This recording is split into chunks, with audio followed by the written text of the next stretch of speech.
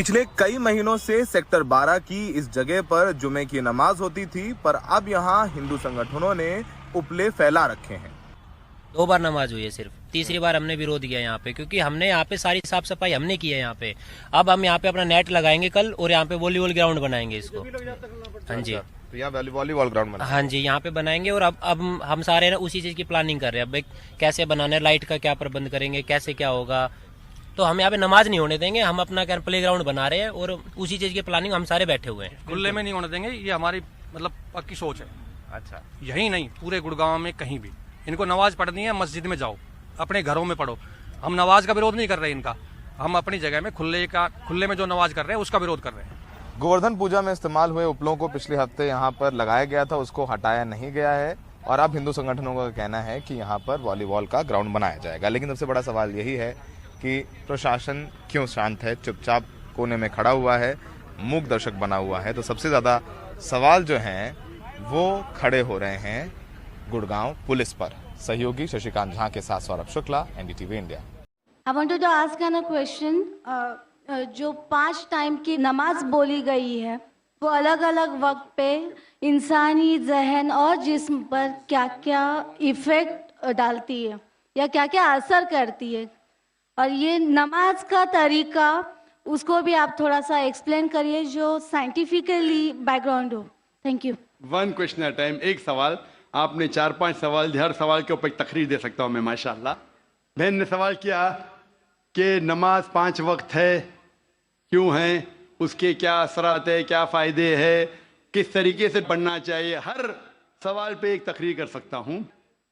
अल्लाह सुब्हानहू व तआला ने नमाज मुसलमानों पे फ़र्ज किया है ताकि जिस तरीके से डॉक्टर कहते हैं कि इंसान को अच्छी सेहत रखने के लिए कम से कम 3 बार खाना चाहिए, उसी तरीके से अल्लाह सुब्हानहू व तआला हमारे खालिक है। अल्लाह ने कहा है कि कम से कम 5 बार नमाज पढ़ो।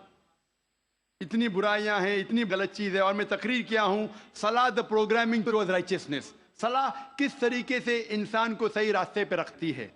तो सही रास्ते पे रखने के लिए हाई चांसेस है, हाई पॉसिबिलिटीज है, इम्कानात है कि हम इतनी बुराई देखते हैं, we can get deprogram. तो रीप्रोग्राम करने के लिए कम से कम 5 वक्त जरूरी है इंसान को नमाज पढ़ने के लिए। इसके क्या फायदे हैं? कई सैकड़ों फायदे हैं। वक्त की किल्लत होने की वजह से चंद फायदे बयान करूंगा। We can give a lecture only on the scientific benefits. आज साइंस कहती है कि जब हम सलाह पढ़ते हैं, सबसे बेहतरीन जो सलाह का पोस्चर है वो है सुजूद, सजदा। इसीलिए कुरान मजीद में 92 टाइम्स सजदा का जिक्र है, सबसे बेहतरीन।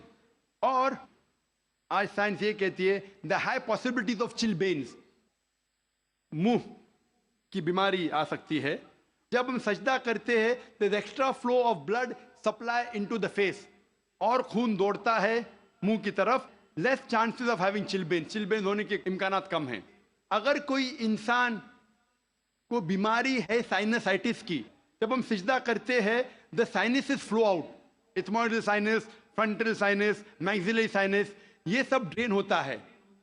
और जब हम सजदा करते हैं there is less chances of bronchitis because the bronchial tree gets drained out.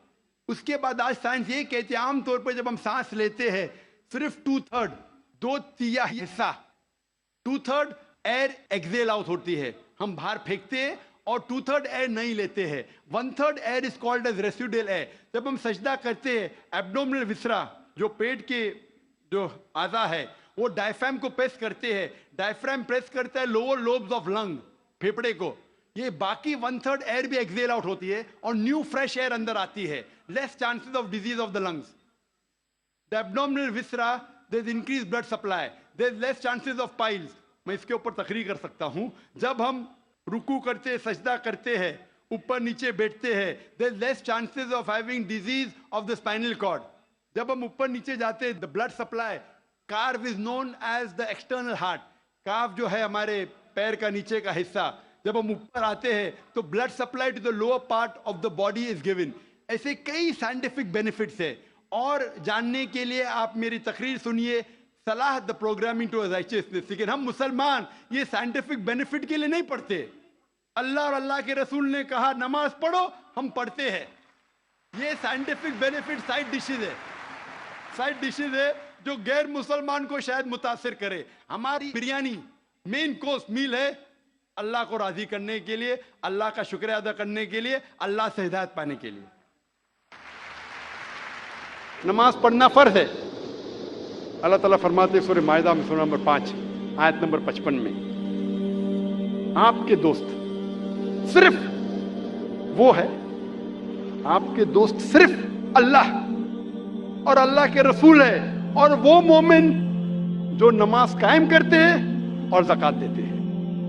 अल्लाह फरमाते हैं आपसे सूरह माइदा में सूरह नंबर 5 आयत नंबर 55 में, आपके दोस्त सिर्फ अल्लाह, अल्लाह के रसूल और वो मोमिन हैं जो नमाज कायम करते हैं और ज़कात देते हैं।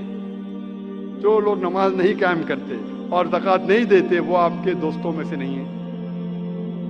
अल्लाह के रसूल फरमाते हैं सही हदीस में सुनन अबू दाऊद की जिल्द नंबर 1 चैप्टर नंबर 300 हदीस नंबर 836, अल्लाह के रसूल फरमाते हैं कि क़यामत के दिन सबसे पहला हिसाब जो लिया जाएगा वो सलाह के बारे में।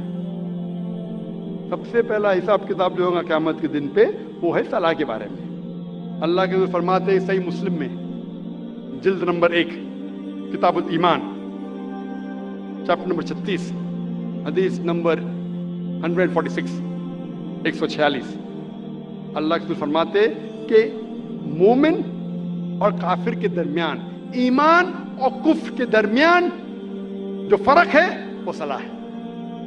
मिसला फर्क है मोमिन और काफिर के दरमियान।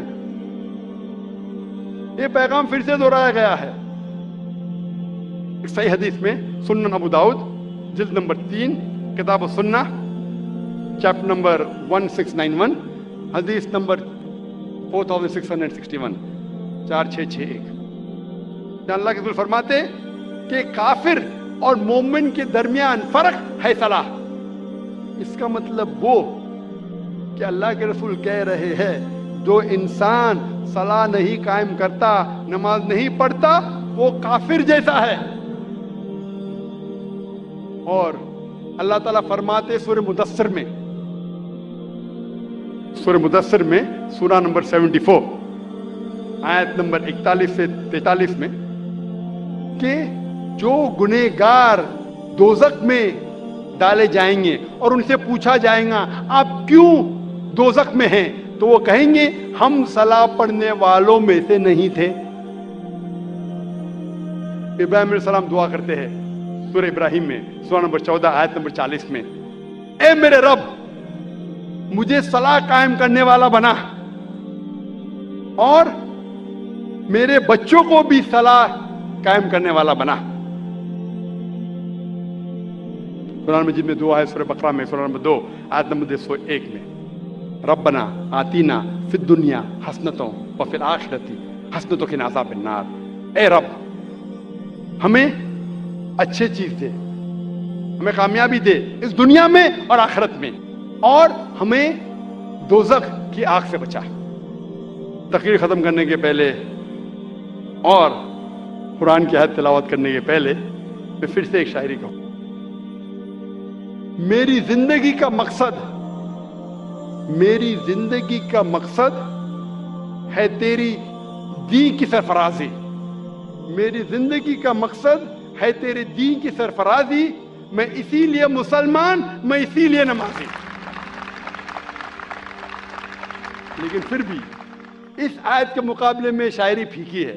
अल्लाह ताला फरमाते हैं सूरह अनाम में सूरह नंबर 6 आयत नंबर 162 और 163 में, कुल इन्ना सलाती व नुसुकी व महयाया व ममाती लिल्लाहि रब्बिल आलमीन व बिज़ालिका उमिरतु व अना अव्वलुल मुस्लिमीन। कहो कि मेरी सलाह, मेरी कुर्बानी, मेरी जिंदगी, मेरी मौत सिर्फ अल्लाह के लिए है और उसका कोई शरीक नहीं, और मैं उनमें से हूं जो सबसे पहले अल्लाह को सिजदा करता हूं और कहता हूं कि मैं मुस्लिम हूं। वाखिर दावा।